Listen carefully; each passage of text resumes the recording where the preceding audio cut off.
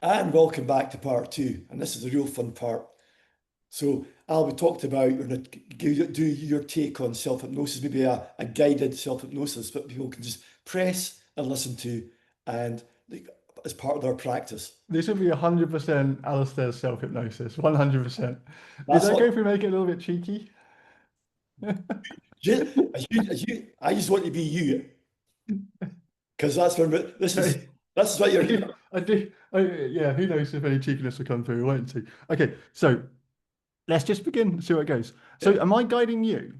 yeah, guide everybody. Yeah, guide me Okay, and okay, cool. So like you're like I'll be guiding you, but it's gonna be guiding everybody. oh, Okay. we're going to all those millions out there. The millions of people that are gonna watch this. Yeah, cool. All Yeah, good, all good. All right, so find somewhere to fixate your eyes. right, okay. And I'd like you to keep your eyes on this spot, and I'd like you to keep your body quite still. And there's a really wonderful thing we're going to start orienting towards, and that is space, the sense of space. And there's actually something really, really magical about space. And there's so much more space than people realize. There can be space between all sorts of things. There can be space between you and what your eyes are fixated on. There's actually a space between you and that. There's a space on your left, there's a space on your right. And as you think different thoughts, there's actually space between your thoughts. And space is usually very quiet. Space is the quiet between the noise. And all I'm going to do is just count from 5 down to 1. And when I get to 1, I'd like you to close your eyes. And as I count, I'd like you to notice the space between the numbers.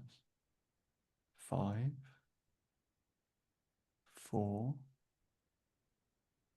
3, 2, 1.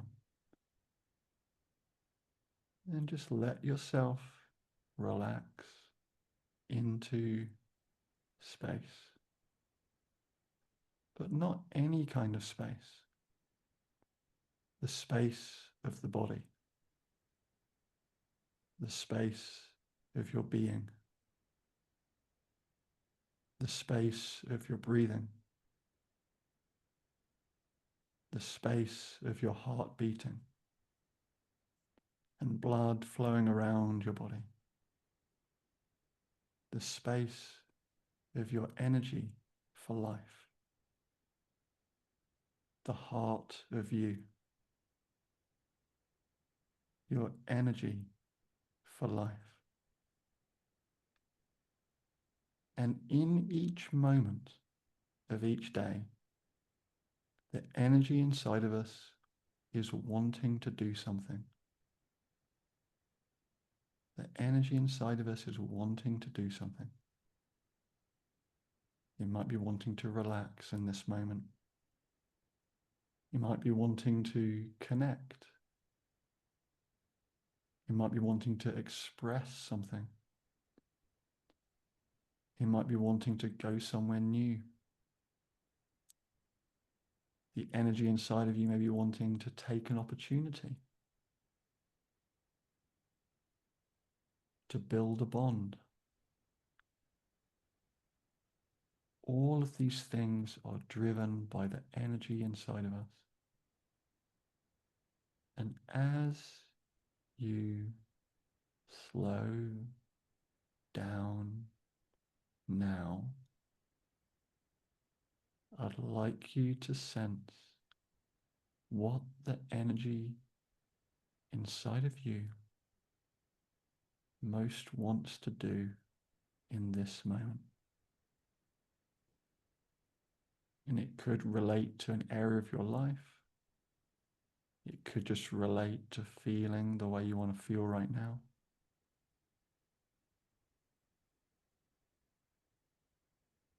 And it's not just about relaxing into an energy. It's about finding a new way of thinking. And that is what your mind can begin to work out as you relax. How can I bring this energy into being in a way that works? How can I bring this energy into being?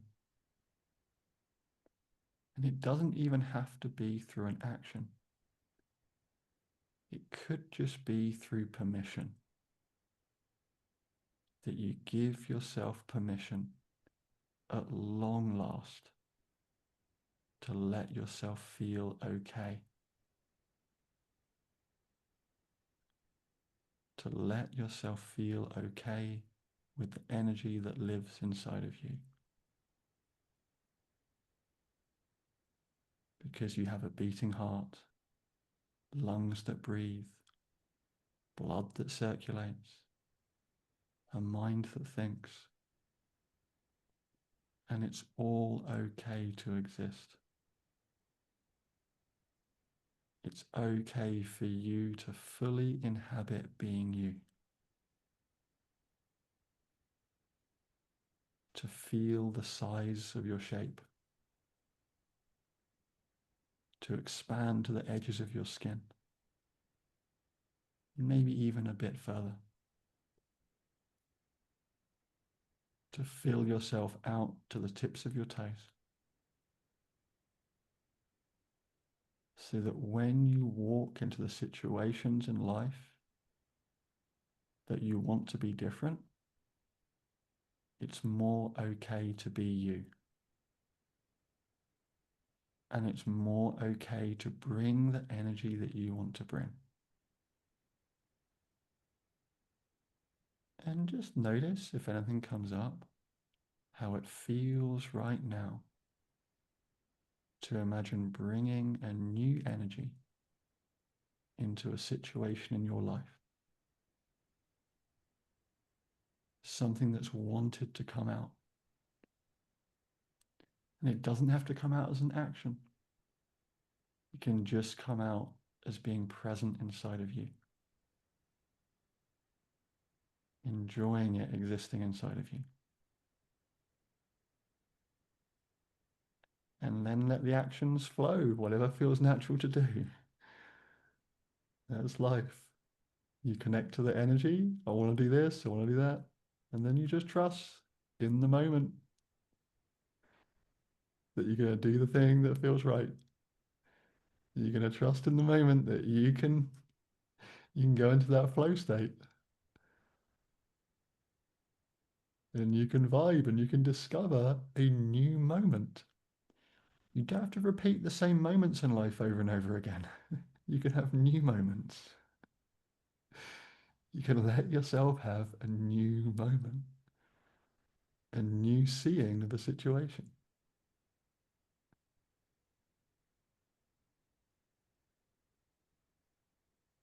And for me, this is a practice you can follow in self-hypnosis. Using it as a vehicle to allow yourself to come into being more in a way that feels right, in a way that's not hurried or rushed either, but the pace is right for you.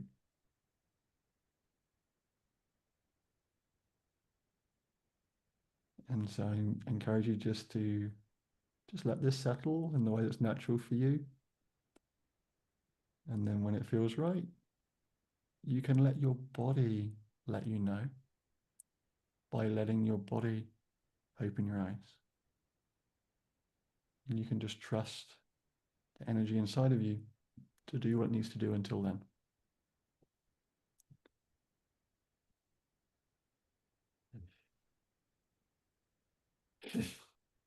Wow. I didn't want to come back there.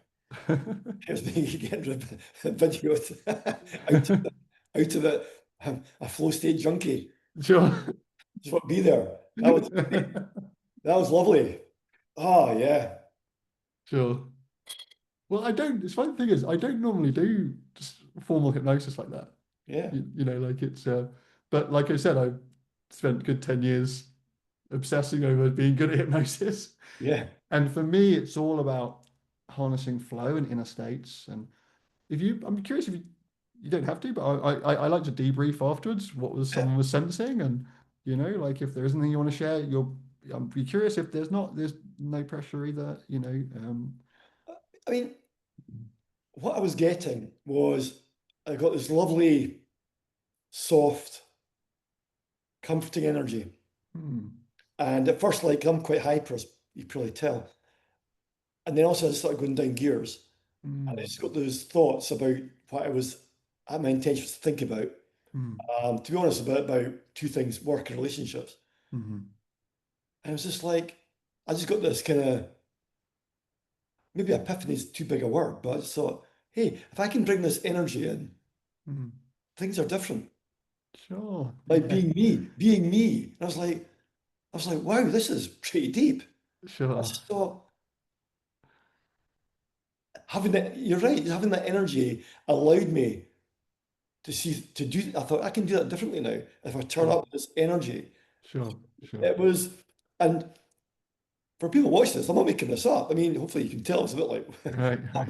uh, but I love that. It was just a very warm, gentle energy. I mean, as you said in the previous video, if somebody's not seen the previous video, like about, what was your say about allowing yourself, no, I'm paraphrasing, to be ourselves.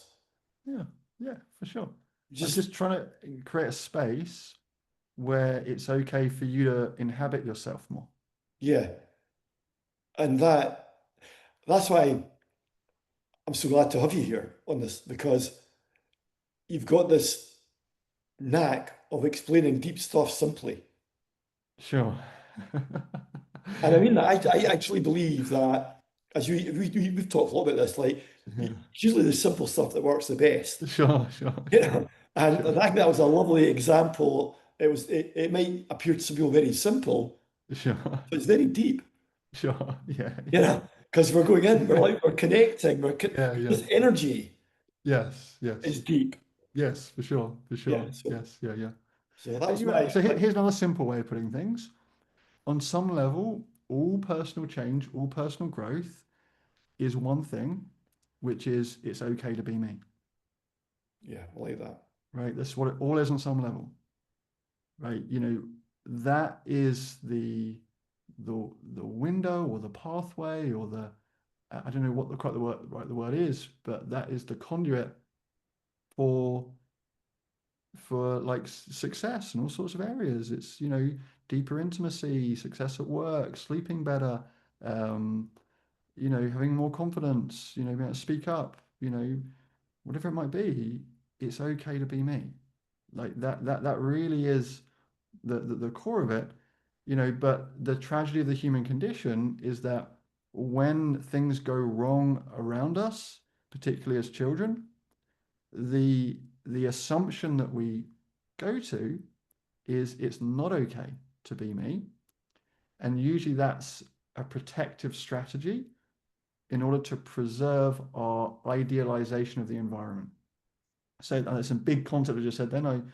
You know, but that is usually like I wouldn't normally necessarily unpack it like this. I've gone like mega deep into psychodynamic concepts, but you know, to simplify all of it, it's just coming back to that sense of it's okay to be me, right?